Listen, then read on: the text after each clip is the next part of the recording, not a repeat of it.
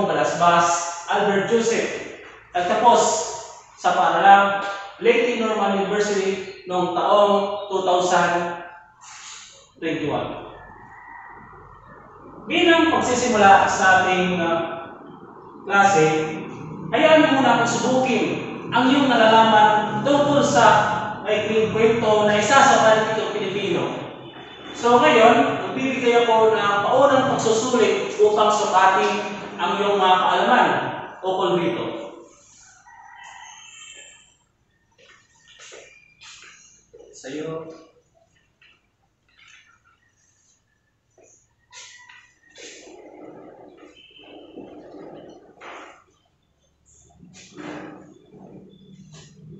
Okay, sagutan. Bawal mo yun, ha?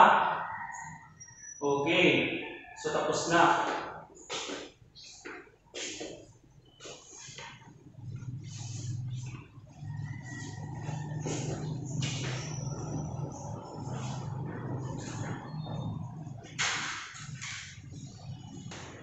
Bilang sisimula ng ating klase, tukuyin natin kung ano mga ba ang layunin ng asignatura ito. Okay, so, una, basahin natin.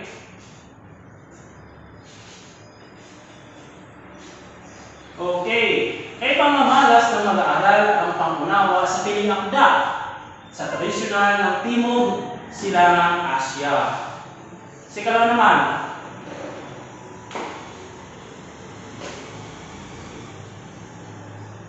okay, ang mag-aaral ay nakasusulat ng sariling akda na nagpapakita ng pagpapahalaga bilang Asyano. So inaasahan ko na kayo ay makakasulat ng akdang panitikan. Panghuli,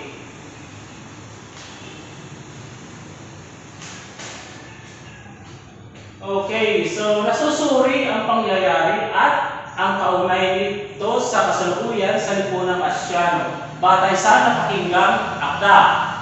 So yun ang mga inaasahan, yun ang mga layunin ng ating asignatura ito. So ngayon, tayo magsimula sa ating talakayan bago ang ating gawain. Okay, so ngayon nalalaman natin ang layunin. Tayo naman ay kumungo sa kung ano nga ba ang maikling kwento. So alam ko na karamihan sa inyo ay merong kaalaman tungkol sa maikling kwento. So sino ang magtataas ng kamay upang tukuyin kung ano nga ba ang pagkakasunod-sunod ng maikling kwento? Okay, si Maria. Anong pagkakasunod-sunod ng maikling kwento? Tama. Ang pagkakasunod-sunod ng maikling kwento ay una, simula. Dalawa, saglit na kasiglahan. Katlo, ang gitna. At ang panghuli, ang wakas. So ngayon, nalaman natin ang bahagi ng maikling kwento. Kaya naman, tumungo tayo kung ano nga ba ang kahulugan ng maikling kwento.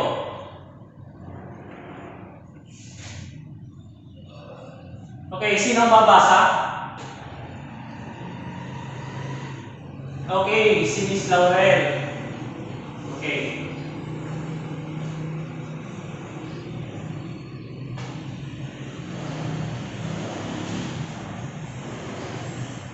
Okay. So ayon nga kay Edgar Allan Poe, tinakwento ng ama ng maikling kwento, ang pampanitikan, ang isang akdang pampanitikan ay likha ng guni-guni at bungang isip na hango sa tunay na buhay. Kumbaga ito ay mga likhang isip lamang, pero hinahango sa tunay na buhay. Nagiging hindi lamang itong mga tahanan dahil sa iniiba ng ating pag-iisip, ang mga gusto nating isulat o gusto nating pangyayari sa isang buhay. So, sinasabi din na ito ay mabasa sa isang tagpuan. So, napapansin nyo kung nakabasa kayo ng maikling kwento, ang kadalasan ng maikling kwento ay nangyayari lamang sa isang tagpuan kung saan doon umiikot ang isang kwento. So, ito ay may kapangyarihan upang pukawin ang ating mga natutulog na utak. Hindi. Natutulog na kaalaman. Ito ay kaya pukawin at magbigay aral sa atin pagkatapos basahin ito. Okay, so ngayon, magtatanong ako, ano nga ba ang naiambag ng ikikwento sa ating lipunan? Sino nabasa ko ay? Bigyan ko ng puntos.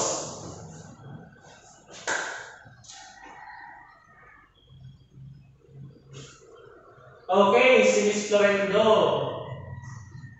Si Miss Florendo. Sino pa? Tama. Talagang napakalaki ng naiambag dito sa ating lipunan sapagkat ito ay nagbibigay ng mensaheng at magandang aral na kung saan ay nagagamit natin sa ating pang-araw-araw o pakikihalubilo sa ibang tao. So ngayon naman ay hayaan mo akong ipakita ang mga larawan nito at tukuyin kung ito nga ba ay pamilyar sa inyo.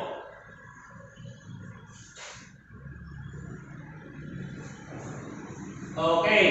So, sino nakakaalam sa nasa larawan na ito? Ito ay mga maikling kwento na kung saan ay sinulat ng mga taliyag, manunulat. Sino nakakaalam? Okay, si GL. Ito daw ay ang Takaselo. Tama. Para sa ating ikalawang gawain ay magkakaroon tayo ng masaya at makabuluhang kaibigan. Ngayon ay papangkatin ko kayo sa apat at ang bawat grupo ay pipili ng isa sa maikling kwento at gagawin nyo ito ng buod. Magbibigay lamang ako ng 20 minuto upang gawin ang aktibidad na ito. Kung wala na kayong tanong ay pwede nyo na itong simulan. Ngayon, dumako tayo sa karagdagang gawain.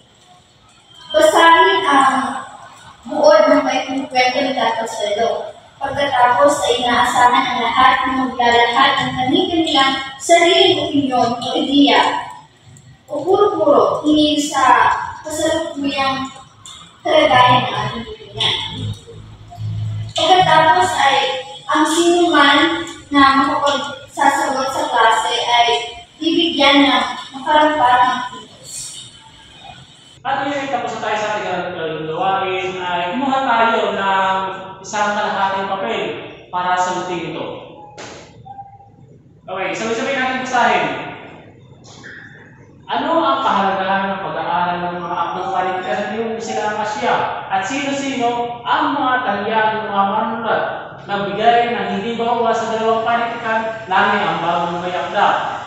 So ngayon ay susulat kayo na kung ano nga ba ang kahalagahan ng pag-aaral ng panitikan Timog Silang Asya. So kailangan ninyo magbigay ng hindi bababa sa dalawang pagbibigay ng nilambag na akdang panitikan. Okay. Sagutin. Okay. So ngayon ay tapos na tayo ay ipasa ang papel sa katabi at ikunin. So ngayon ay tapos na tayo. Tumungo na tayo sa ating takdang aralin. So ngayon, bago tayo lumisan sa ngayong session ay pagpiliin mo ng ating takdang aralin upang sa susunod na session ay may bigay nyo ang hinahanap sa ating takdang aralin. At bago kayo lumabas, kailangan na may lagay na sa harapan ang mga pinagawa kong aktibidad. At ngayon, kung tapos na kayo, maaari na kayong lumabas sa classroom na ito. Para sa ating ikalawang gawain ay magkakaroon tayo ng masaya at makabuluhang kaibigan. Ngayon ay papangkatin ko kayo sa apat at ang bawat grupo ay pipili ng isa sa maikling kwento at gagawin nyo ito ng buod. Magbibigay lamang ako ng 20 minuto upang gawin ang aktibidad na ito. Kung wala na kayong tanong ay pwede nyo na itong simulan.